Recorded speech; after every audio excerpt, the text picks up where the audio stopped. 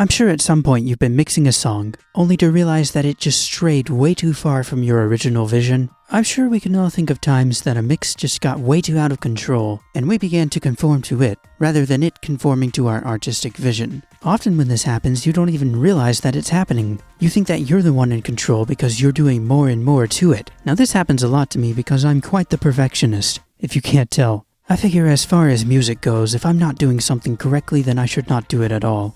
And you know, put your best foot forward and all that. Or in this case, your best mix down. But really, with every twist of the EQ knob, with every lowering of the compressor threshold, with every new reverb send and delay send added on, every new parallel saturation track added on, what we're really doing is loading ourselves down. Like, you know how your computer will just shut down if you load 10 Sylenth presets in the same session? Well, that's kind of how it is for your productivity when you have like 58 plugins on 85 tracks. And then you try to mix.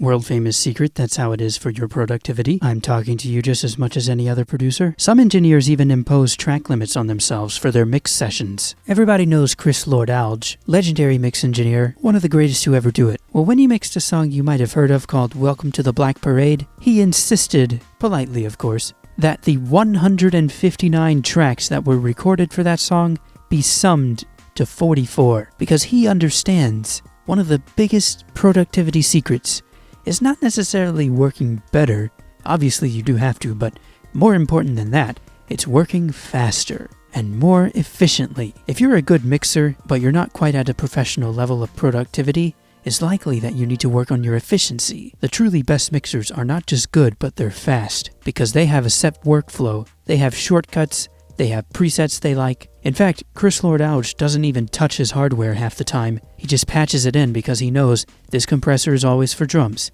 This compressor is always for bass. Oh, well, actually, I think I want a different setting for this bass. I'll just plug it into another piece of hardware. Because next time I mix the bass, I'll probably just want the same settings that I usually have. See, Chris knows that when you overthink the mix, you're likely to overdo the mix. And this is a recipe for disaster because you can end up killing your mix and that'll kill your song. And we can't have that. Now, I'm not saying that you shouldn't listen a lot, and I'm not saying that you shouldn't analyze thoroughly. Of course you should do that. And it's 100% okay to spend a ton of time overthinking things.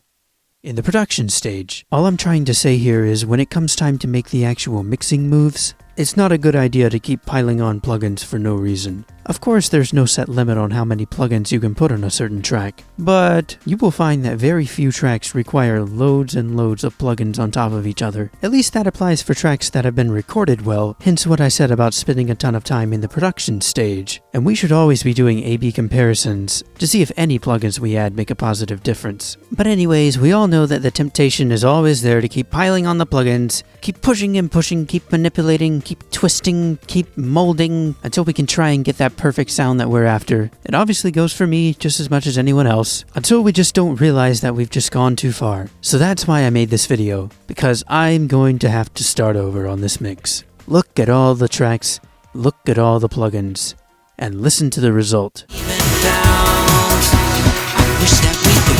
This is too much. I'm going to try and take a much more simple and clean approach, and hopefully I won't just completely murder the sound. Especially for the beat, I feel like that's easily the worst part. I'd hoped that this song would be released at this point, but that has obviously not happened. Instead, I have been working on other content in the meantime, because this song just kept sounding worse and worse, and I just kept pushing it off to the side. Like, it almost felt like it would just be some dreadful task, like a job that I wouldn't want to do to come back and try and finish this mix. I have no idea when or if this song will ever reach completion, but I think it's about time that it does. After all, I've been overthinking this song for too long. It's about time I just let it breathe and let the music shine through. I hope I've inspired you to do the same in your mixes. So we'll talk soon.